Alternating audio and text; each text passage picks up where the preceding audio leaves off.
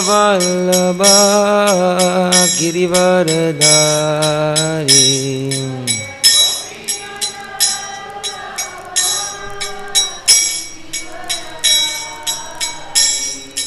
Gopijana Vallabha Girivaradari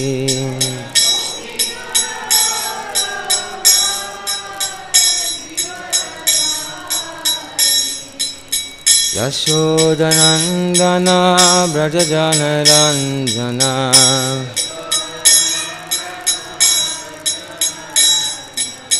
Yashodanandana Brajajanaranjana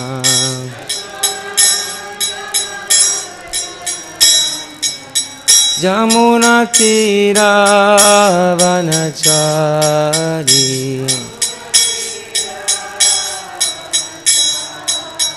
Jamuna Tira Vanachari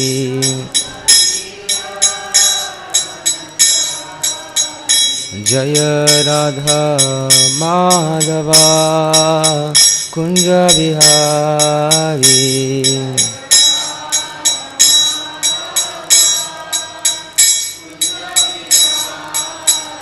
Jaya Radha Madhava Kunja Bihari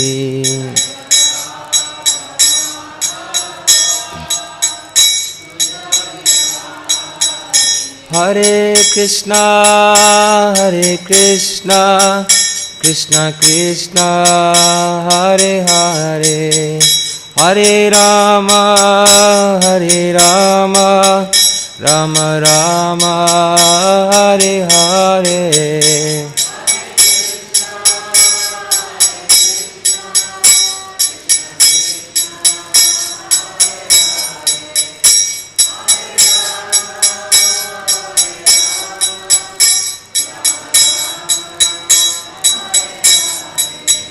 Hare Krishna Krishna Krishna Hare Hare Hare Rama Rama Rama Hare Hare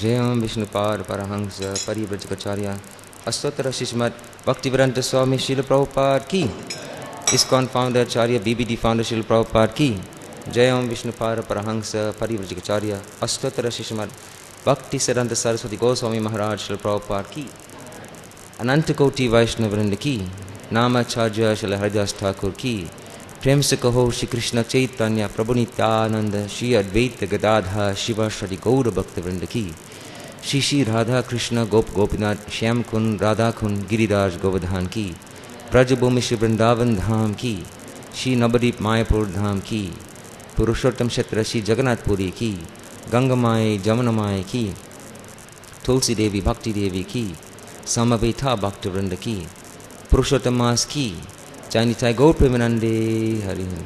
All glories to the assembled devotees, Hare Krishna. All glories to the assembled devotees, Krishna. All glories to the assembled devotees, Hare Krishna. All glories to Shri Guru and Shri Guru. All glories to Srila Prabhupada ki jai.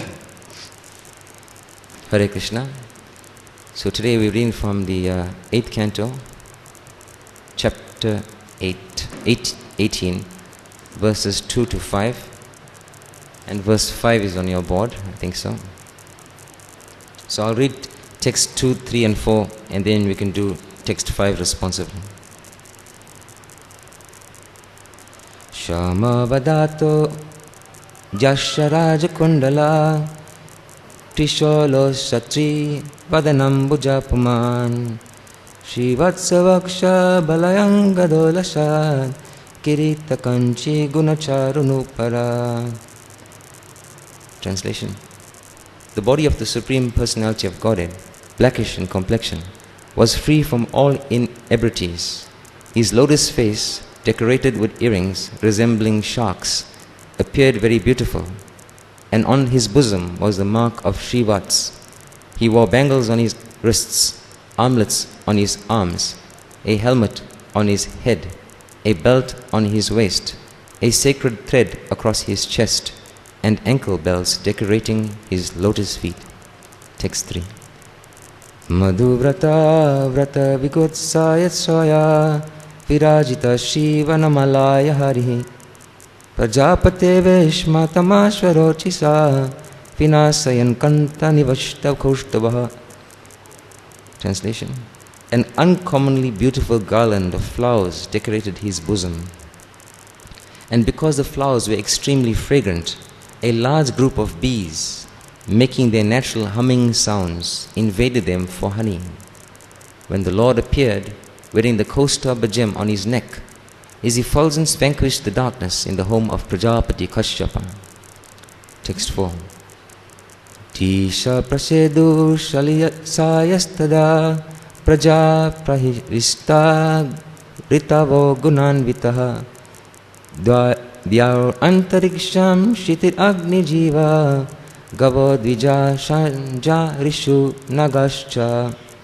At that time there was happiness in all directions, in the reservoirs of water like the rivers and oceans, and in the core of everyone's heart. The various seasons displayed their respective qualities, and all living entities in the upper planetary system, in outer space and on the surface of the earth were jubilant. The demigods, the cows, the Brahmins, and the hills and mountains were all filled with joy. And today's verse, text 5.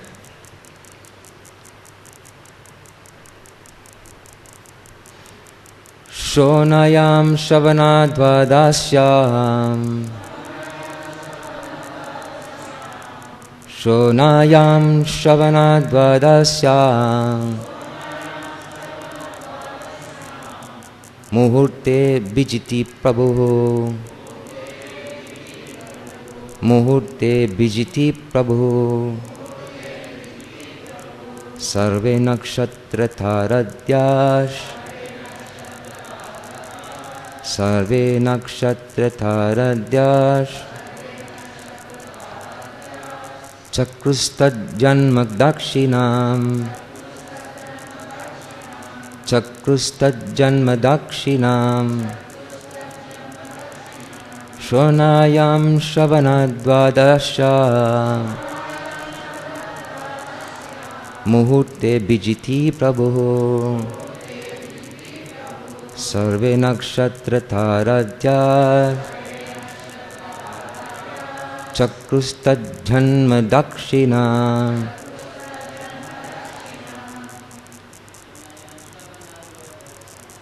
Shonayam shavanadvadasyam Murte bijiti prabhu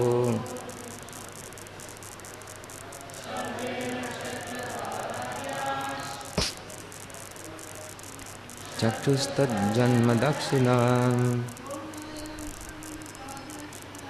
Shonayam shavanadvadasyam Murte bijiti prabhu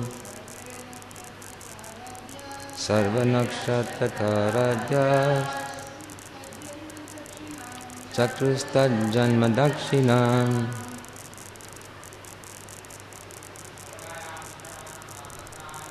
Shonayam shavanadvadasyam Muhurte bijiti prabhu Sarva nakshatra tharadya Chakshustad janma dakshinam. Anybody else? Shonayam shavanadvadasyam Muhurte bijiti prabhu Sarva nakshatra tharadya Chakrustad janma dakshinam. Mataji. Shonayam shavanadvadasyam Muhurte bijiti prabhu Sarve nakshatratarajya Chakrustad janma dakshinam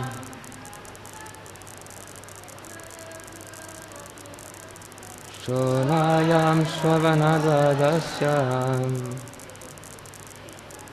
Muhurte vijiti prabhu Sarve nakshatratarajya Chakrustad janma dakshinam Shonayam shravanadvadasyam Muhurte vijiti prabhu Sarve nakshatratarajya Chakrustad janma dakshinam. Anybody else? Word for word translation. Shonayam, when the moon was situated in the Shravana lunar mansion. Shravana Dwadasyam, on the 12th lunar day of the bright fortnight in the month of Bhadra, the day famous as the Shravan Dwadasi. Muhurte, in the auspicious moment. Abhijiti, in the first portion of the Shravan lunar mansion, known as the Abhijit Nakshatra, and in the Abhijit Muhurta, within parentheses, occurring at midday. Prabhu, the Lord, Sarve, all, Nakshatra, stars, Tara, planets, Adyaha, beginning with the sun and followed by the other planets. Chakruhu, made, Tat Janma, the birthday of the Lord. Dakshinam, very munificent. Translation. On the day of Shravan Dwadasi, the 12th day of the bright fortnight in the month of Bhadra, when the moon came into the lunar mansion Shravan, at the auspicious moment of Abhijit, the Lord appeared in this universe. Considering the Lord's appearance very auspicious, all the stars and planets from the sun to Saturn were munificently charitable. Please repeat this responsively. On the day of Shravan Dwadashi, the 12th day of the bright fortnight in the month of Bhadra, when the moon came into the lunar mansion Shravan at the auspicious moment of Abhijit, the Lord appeared in this universe. Considering the Lord's appearance very auspicious, all the stars and planets from the sun to Saturn were munificently charitable.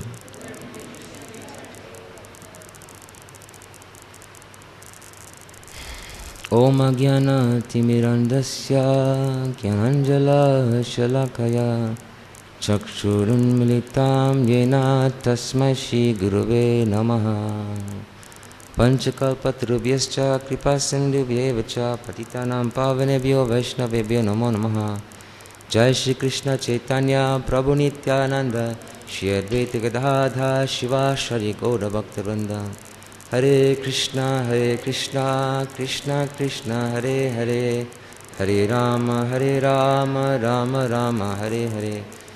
Namo Vishnupadaya Krishna Pristhaya Bhutale Srimati Bhakti Chaitanya Samniti Namiyam.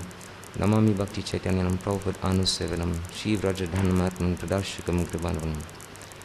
Namo Vishnu Padaya Krishna Pristaya Bhutale Srimati Bhakti Vedanta Swaminiti Namine Namaste Saraswati Deve Gauravani Pracharine Nirvishesha Shunnavadi Paschata Deshatarine. Hare Krishna. So this verses and purport, specifically dealing with the appearance of Lord Vamanadev. And in the verse for discussion today, Prabhupada begins by stating that Srila Vishwanath Chakravarti Thakur is an expert astrologer. So one of the themes that runs through this purport is astrologer and astrology, and also the arrangement of planets being astronomy. So these two terms, astronomy and astrology, they're connected, they're related, but they are different. What is astronomy? Astronomy is the study of the planets, the stars, the celestial bodies, etc., their movements, their positions, how they came into origin, like this, or theories of how they came into origin. And astrology is the study of how the situation and position of these planets affects individuals, how these celestial bodies influences the lives of persons in this world. This influence can be auspicious as well as inauspicious. Now in the purport, Sri Prabhupada says here, the modern astronomer's proposition. As we know with modern science, propositions, theories are coming on a yearly, monthly, weekly, daily, moment-to-moment basis. And at the same time, they're being defeated and opposed by other theses, other propositions. In fact, it is the nature of science to be contradictory. No scientist can be famous if he agrees with somebody. So, this astronomer's proposition is opposed to the Vedic version, which is mentioned by Prabhupada further down in the purport. The modern astronomer's proposition, of course, is heliocentric, and the Vedas is proposing a geocentric. Heliocentric, of course, means centered around the sun, and geocentric means centered around the earth, geo. So, this is a seemingly contradiction here, and who do we take as the correct version?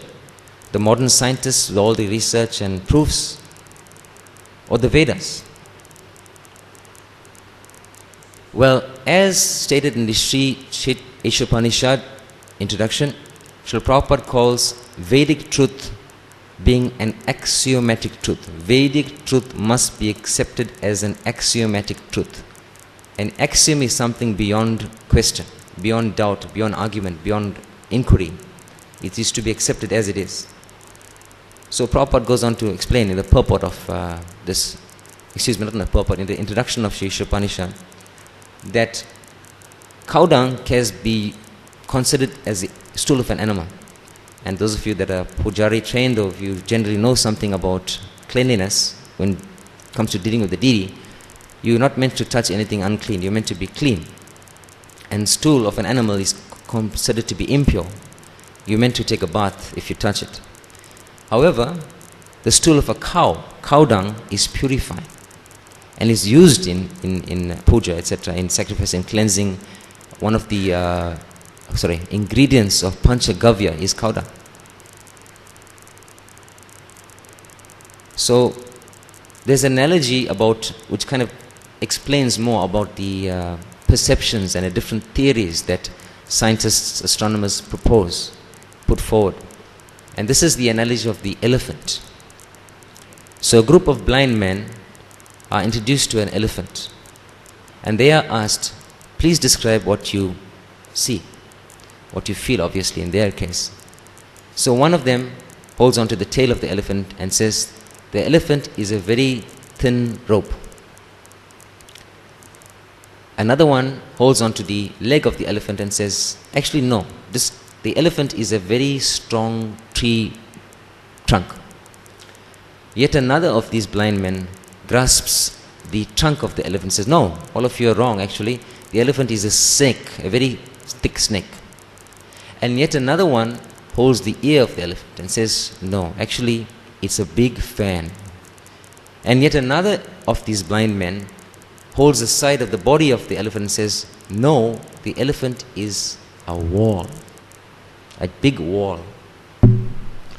So which of them is incorrect? All of them are incorrect, but at the same time, all of them are correct.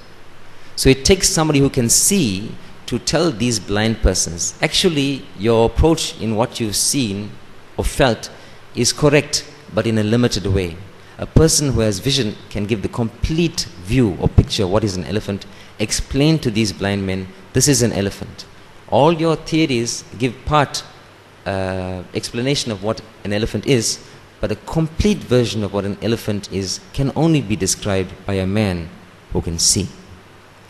So there is one subsection in Bhakti Shastri teaching actually in Vedic education called Shastra Chakshush, which means you see through the eyes of Vedas. And we have very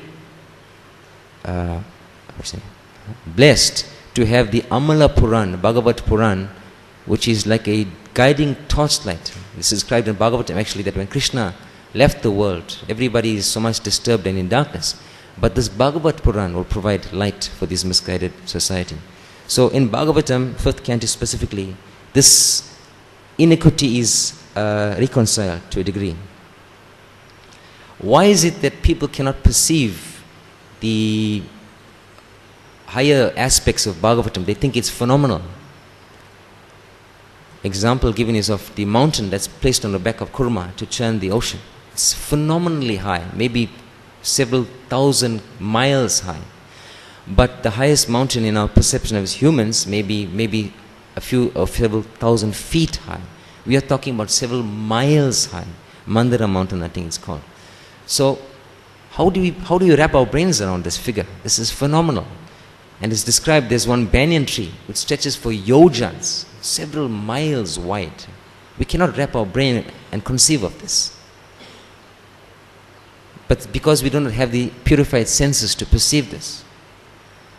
Now the method of purifying the senses is to engage them in the master of the senses, which we will describe later.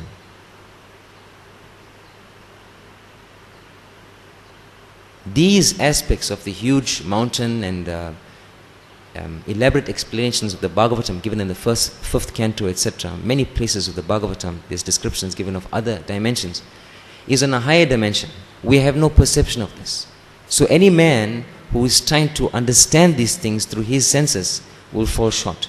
Because at most we see things in 2 or 3 dimensions. But here Bhagavatam is explaining a higher 4th dimension. I was listening to a lecture on YouTube by a devotee named Subal Das from Chicago. And some of the information that I picked up from this class is from that lecture. So Prabhu gives one example.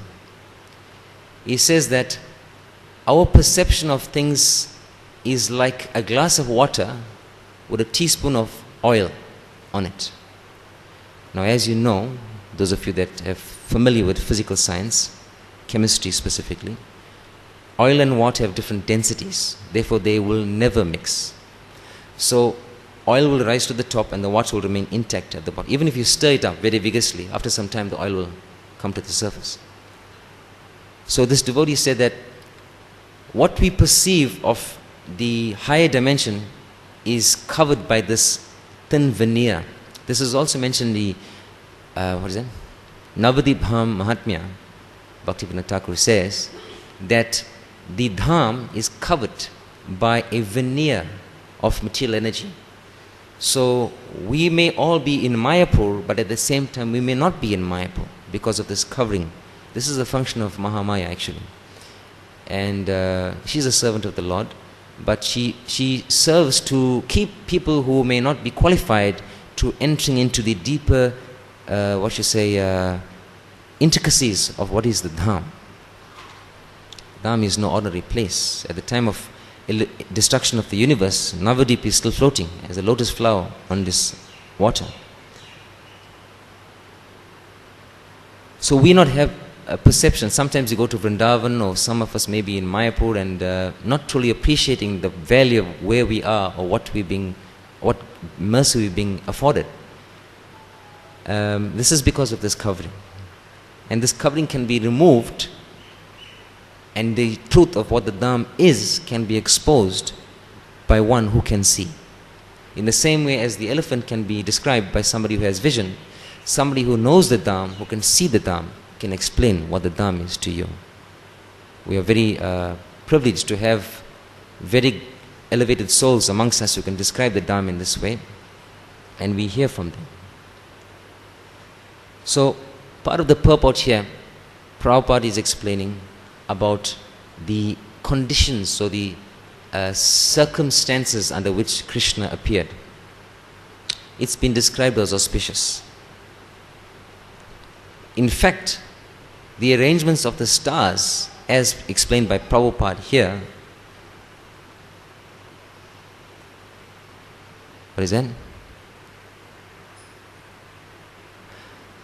Thus planets and stars became situated very auspiciously. If something became situated auspiciously, very auspiciously, it means that they were not auspiciously situated before. So, according to astrology, your chart is drawn up by how the stars are situated when you are born. So the stars are situated, you are born at that time, and according to that calculation, your chart is drawn up. But according to this purport, the stars arrange themselves according to Krishna's birth. Vamanadev in this case. So there's a little comment I would like to add here, which describes further the perfection of the situation which is created when Krishna or any Jiva Tattva appears. The cross-reference I'm making is from Srimad Bhagavatam, 10th canto, chapter 3, text 1 to 5. In the purport, this introduction is explaining about the circumstances of how the atmosphere is very peaceful and the mountains were calm and it rained very gently. There's a silent rumbling of the clouds at the time of Krishna's appearance. All people were peaceful in mind and satisfied. Yes. So here Prabhupada says in the purport of this verse, text 1 to 5, Bhagavatam, canto 3. At the time of Krishna's birth, the planetary systems were automatically adjusted so that everything became auspicious. So it's the same point made in this purport. Srila Bhaktisiddhanta Saraswati Thakur has some dealings or involvement in astronomy. We may know from your knowledge of his biography that Srila Bhaktisiddhanta wrote a treatise, a commentary, a translation of something called the Surya Siddhanta. Now the Surya Siddhanta is something on which modern astronomy bases, or the Indian modern astronomy bases its beliefs. So Srila Bhaktisiddhanta Saraswati Thakur, at that time his name was Bimal Prasad, he wrote this commentary when he was 15 years old. Now if you consider what you were doing at 15 years old, don't think you were translating Surya Siddhanta. So the subject matter of Vedic astrology is so intricate, so deep and so difficult to understand, but Srila Bhaktisiddhanta was so expert and intelligent that he did it. As a consequence, he was awarded the title Siddhanta Saraswati. Right? And thereafter when he took sannyas, he was given the name Bhaktisiddhanta Saraswati Thakur. At that point, when he took sannyas, he gave up the pursuit of astronomy and the study of astrology and astronomy for the path of bhakti. Now, why are we even bothering with talking about stars, their locations and their influence on people? Why? Why bother? Because astronomy and astrology have their utility. Just 2 days ago, and the utility, the word utility in terms of Krishna consciousness can be termed Yukta Vairagya. Some of us are familiar with this term.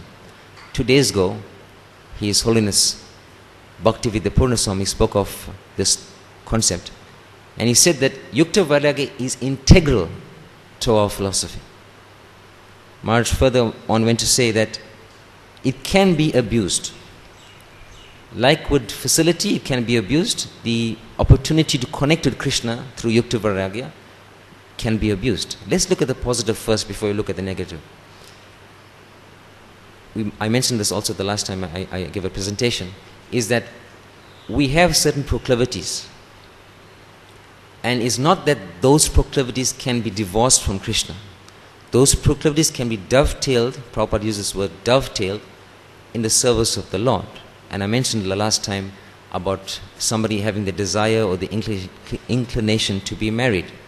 So there's a scope for that, there's a space, there's an accommodation for that. It's called Grihastha Ashram. And then you take the fruits of your ashram and you offer that to Krishna. But this is not the highest possible level of elevation in spirituality. Higher than astrology, astronomy, and even Yukta Vairagya is pure bhakti. This is alluded to by Srila Rupa Goswami in Bhakti Rasamrita Sindhu, texts 11 and 12 of chapter 1, verses 11 and 12. He says, Anya bilasita shunyam jnana karma danabritam anukulyena krishnanu shilanam bhakti uttama.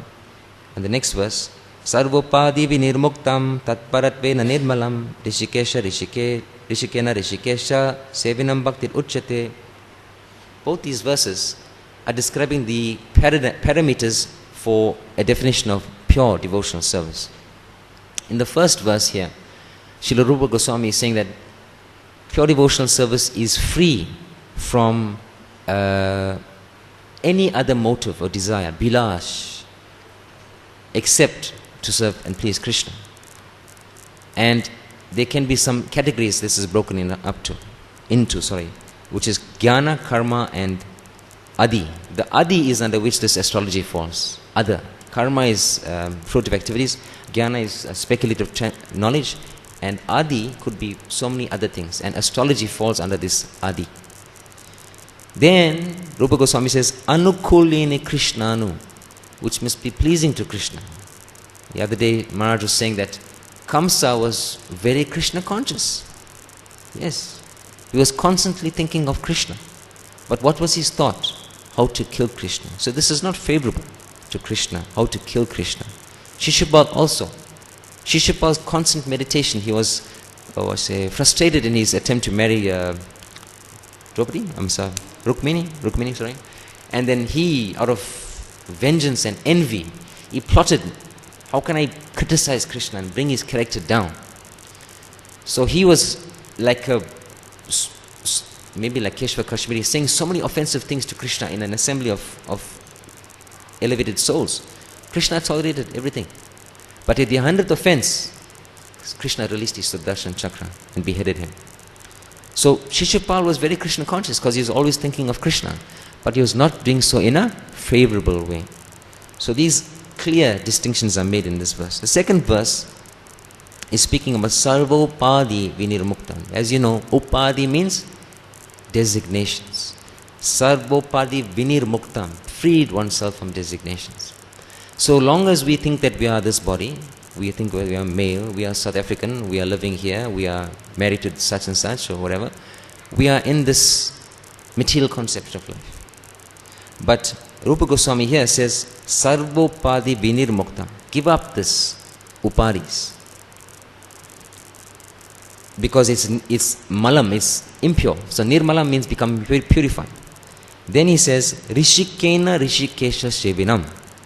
Engaging your senses in the service of the master of the senses. Krishna is known as Rishikesh. And I mentioned earlier about using your senses, purified senses in the service of the Lord. Your senses can be purified by engaging them in the service of the Lord. For example, I mentioned just now about Grihastha Ashram. So we have the tendency to want to use our senses to please ourselves. But if you make a sacrifice and perform samskaras and follow the route properly, the proper path of Grihastha Ashram, these activities, this ashram can purify you. Right? And at the end of it, that becomes an offering to Krishna. So this point was also discussed by Maharaj on Sunday about exclusively doing things for Krishna, or on like lower levels doing things which we want to do but offering the results to Krishna.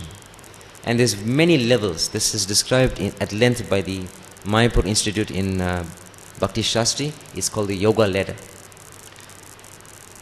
So the pinnacle, even beyond the yoga ladder, is bhakti. And bhakti is causeless. Bhakti invokes bhakti. We do not earn bhakti. We can show our enthusiasm and lowlium for bhakti, but nothing that we can do can earn bhakti. It descends like transcendental knowledge. His Holiness J. Veda Maharaj says, when I was doing Bhakti Shastri long ago, that mercy is not gone by like jumping up to catch a fruit. Somebody has to pluck it and give it to you. So in this way you can get that fruit intact. Your attempts to cut that fruit maybe with some stone or stick may result in that fruit breaking into so many pieces, but if somebody hands that down to you through parampara, you get that fruit intact. So we shouldn't jump. So at this stage I'll ask you to just consider some questions that you may want to ask. I want to just end with one little talk by Prabhupada, by a lecture I was listening to recently. So this is at a temple arrival address at Atlanta Temple in United States of America. Prabhupada had just done a world tour, and the date of this lecture is 28 February 1975. So I'll read to you. So Chaitanya Mahaprabhu is very kind. Parama Karuna Pao Doijana Nitai Gaura Chandra. Nityananda Prabhu and Sri Chaitanya Mahaprabhu, they are very kind, you see. They've appeared just to reclaim the fallen souls of this age. So they are more kind than Krishna. Krishna, he is also very kind. He comes to deliver. But Krishna demands, first of all, surrender. Chaitanya Mahaprabhu does not demand. Now Prabhupada's voice starts to choke up. So take shelter of Sri Chaitanya Mahaprabhu. Prabhupada has to cry and be happy.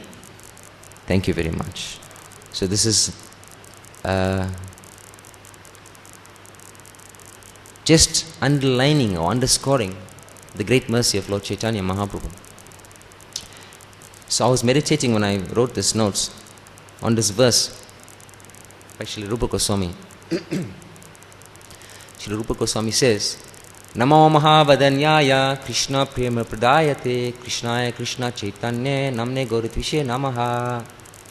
He calls Lord Chaitanya Mahaprabhu Namo Mahavadanyaya. See, 26 qualities of a devotee are there, mentioned in Gita, Bhagavatam also. And one of them is Vadanyaya. A devotee is, a Vaishnava is magnanimous. All devotees are magnanimous.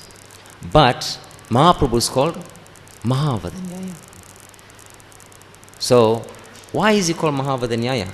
If somebody is magnanimous, you know, some generous friend, he may give you some Mahaprasaram, if you're lucky, some cash, some gift, something.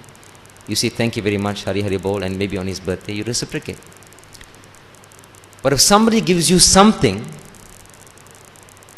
which is the sum total of every single gift you can conceive of, now that is a gift. That gift is Krishna Prema. And Mahaprabhu is giving out Krishna Prema indiscriminately, not considering caste, creed, religion, complexion, nothing. Come as you are. I will take all of you as you are under my lotus feet. Chaitanya Charan. So, what is the price to pay for this? Yes, there is a price to pay. Lord Nityananda explains in, maybe he doesn't say it, but he's mentioning about him being the sole trader of the holy name. He sets up a marketplace. Nadiya Godroma Nityananda Mahajan Patiyache Namata Jivarakaran Then it explains what is the price. Shadavan jane, Shadavan jane. Your Shraddha, your faith is a price. An intense greed to access the mercy is also a price to pay. It's like when you're chanting japa. You can get through your 16 rounds, Hare Krishna, Hare Krishna, Krishna, and be done for the day. Or you could really try and chant it attentively and intensely, focusing on every single syllable, and hear Hare Krishna, Krishna Krishna, Hare Hare, Hare Rama, Rama Rama, Hare Hare. And then you have some effect being felt from the chanting of the holy names of the Lord. So, Nityananda Prabhu is showing us that by paying the price of faith, you can access this mercy of Lord Chaitanya Mahaprabhu. Even if one is very sinful, even if one is most sinful, we consider the pastime of Jagai and Madai. They were, cum laude graduates in woman hunting, alcoholism, drug abuse, meat eating, cum laude, postgraduates. But when they struck Lord Chaitanya, they didn't intend to get Krishna Prema. They were thinking, we are having a good time here. And you rascals, Nityananda Prabhu and Haridas, you dare interrupt our joy. What sinful guys you are. So we will beat you. So they struck Lord Nityananda on the head and drew blood. So Mahaprabhu could perceive this, because of course he's Trikalagya, he knew. And of course he was summoned as part of the Leela, he was summoned to come. Nityananda has been struck. But then after Lord Nityananda was struck, did he find some piece of cloth to tie his head and maybe take out his own weapons and kill Jagai and Madai? No. He asked them again, please chant the holy names of Krishna. Krishna is your mother, Krishna is your father, Krishna is your pranadan. He's the only way to get liberation is to chant, take shelter of Krishna. So, Jagai, Madai was the one who struck, right? Am I right? Right. So Jagai held back Madai and said, he was about to hit him again. He says, you continue to interrupt my freedom of expression, my human rights, I'll hit you again. So he was restrained by Jagai. Because Jagai says, this person, you hit him and drew blood, and he's speaking about love of God. Surrender to him. Surrender to Nityananda Prabhu. Then Lord Chaitanya Mahaprabhu came along. And he wasn't in terms of his normal preaching mood. He summoned his chakra. Nitai has been struck. Blood is pouring up his head. My Nitai immediately summoned chakra to decapitate Madai. But it was Jagai who intervened. And he said, no, no. And Nityananda says, no. When Madai hit me, Jagai was the one who spoke up and tried to defend me. So Mahaprabhu was overwhelmed. Jagai, you saved my Nitai? So he embraced him in gratitude. At that point in time, Gaur Anga, Lord Chaitanya's golden complexion body, became darkish, like Shyam Sundar. And it is described that it is because he took all the pap, all the sin of Jagai into himself. So Madai was lamenting, what about me? Don't I get the mercy also? So Lord Chaitanya says, yes, you can get the mercy, but first apologize to Lord Nityananda. Beg for his mercy. This is the only way to overcome aparad, offense, some incorrect action that you may have. There's no prayasthita. It is you beg for forgiveness. Vanchakalpatarubhyascha kripa sindhubhya evacha patitanam pavanebhyo vaishnavebhyo namo namo. So he grasped the lotus feet of Lord Nityananda, which are described as being cooling as hundreds of moles. And then Lord Nityananda picked him up and forgave him. But he gave him some seva also. you should engage in some service of the Vaishnavas. So on that instruction, he built Madai Ghat, and whoever came to Madai Ghat, he regularly offered obeisances to them.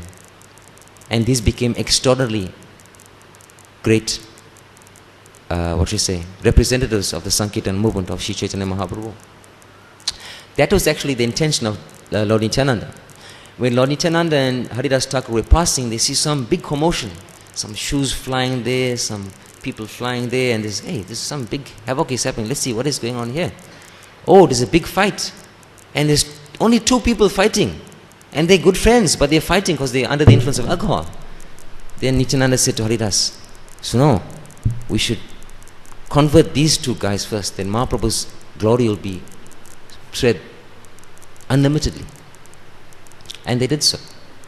And up to today, we are speaking the glory of Jagai and Madai. They are not ordinary souls. So I was contemplating that how is it that we know about Lord Chaitanya? Yes, Lord Chaitanya is Namo Mahavadinyaya. But how is it that we know about Lord Chaitanya? I myself come from a Hindu background. I didn't even hear the name Chaitanya in my youth, in my childhood. Who is that? But when I came to Krishna consciousness, everybody was saying Chaitanya, Nityananda, Mahaprabhu, Gauranga. I thought these are very exciting sounding names.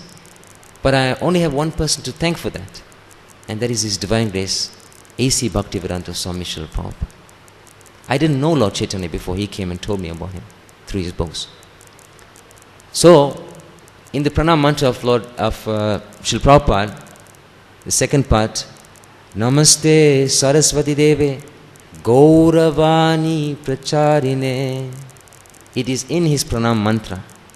Prabhupada's pranam mantra contains his mission statement, his life, to spread the glorious message of Sri Chaitanya Mahaprabhu into every town and village. I was listening to a lecture by His Grace Rajendra Nandan Prabhu a few days back at my service at Jayapataka Swami Archives and Publications. This is a talk given by the JSSS maybe 2 weeks ago. So Prabhuji is mentioning that what makes Srila Jayapataka Swami so special. Srila Jayapataka Swami Maharaj has taken the instructions of Srila Prabhupada as his life and soul. When he received instructions, and he received many, many instructions from Srila Prabhupada, he took those instructions as his life and soul, and he gave up his own independent play. This is the meaning of surrender to Guru. Not throwing some grains in a formal yagya. This is external. Real connection to Guru is heart to heart. You don't own your present, you don't own your future. That you have given to Guru at the time of Diksha. At that time, his mission becomes your mission. If you consider the Namahata and village preaching, the term every town and village becomes clear to see. The establishment of Namahata, Shraddha Kutirs, it's becoming a reality before our eyes. Why? Because he took the order of his spiritual master upon his head. Any person who has some, I'll use a bad example, excuse me, a personal example. I was bit by a pipli a few days ago, and I made so much of drama because of the pipli, my wife was laughing at me. Actually, I felt like, this arm was going to be decapitated or something, removed, and I was making so much of drama. So my wife says, it's an insect bite, for God's sake. So we have little bite, little fall, little scratch, even a broken leg, let's make it as serious as that. We take it so seriously. But he considers somebody who's had a stroke to his brain stem, declared paralyzed from the neck down. He's preaching more than all of us put together. Why? Because he's taken the order of his spiritual master on his head as his life and soul. 1922, Srila Bhaktisiddhanta found Srila Prabhupada with a friend, sitting down. Says, you two are young men. You should preach the glories of Mahaprabhu, Chaitanya Mahaprabhu in the Western world in the English language. You are educated men. Abhay Charan was astonished. This man hasn't even said hello to me. And he's giving me an order what I should do for the rest of my life. How much of belief he must have in the mission of Lord Chaitanya Mahaprabhu. So at that moment, Abhay Charan accepted Srila Bhaktisiddhanta Saraswati Thakur as his guru. So many fakirs and thakurs and sadhus had come to his Gaur Mohan Dey's house, because they know Gaur Mohan Dey was charitably disposed and will give them something and ask blessings for his son Abhay Charan. But Abhay Charan was tired of these sadhus. But something about this sadhu struck him. This person is convinced, 100%, that there is no other way but promoting the mission of Sri Chaitanya Mahaprabhu. So immediately he surrendered, Abhay Charan, at that time. Although he had not received any formal diksha or so, but he took that instructions, preach Krishna consciousness in the English language in the Western world. Now, speaking of being comfortable when you're not well, at the time of death, you want somebody to ease your pain. I was with my mother when she left the world, 2016. And a few hours before that, or a few days before that, she was actually screaming in pain, 4th stage cancer. To the stage where she couldn't be moved in the bed to change her linen. It was very, very painful. Inside was all consumed by this cancer. So it was very painful to observe, to hear her screaming like that, in pain. But Srila Prabhupada, emaciated, just skin covering bones, not able even to sit up straight, lying on the bed with his face to her side, was transcribing and reading out Bhagavatam for us. That was his last breath. So can you find a more better well-wisher than His Divine Grace A.C. Bhaktivedanta Swami Srila Prabhupada? I think not. So he has left us a very great legacy. He's taken up the mission given by Srila Bhaktisiddhanta Saraswati Thakur. He has empowered many empowered disciples all over the world. And you also can be empowered by taking this message of Sri Chaitanya Mahaprabhu as your life and soul. Make the mission of your spiritual master, your guru, your param guru, your param guru, your mission in life, and make a difference in this world. Hare Krishna. Srimad Bhagavatam ki, Srila Prabhupada ki. Any questions or comments on this?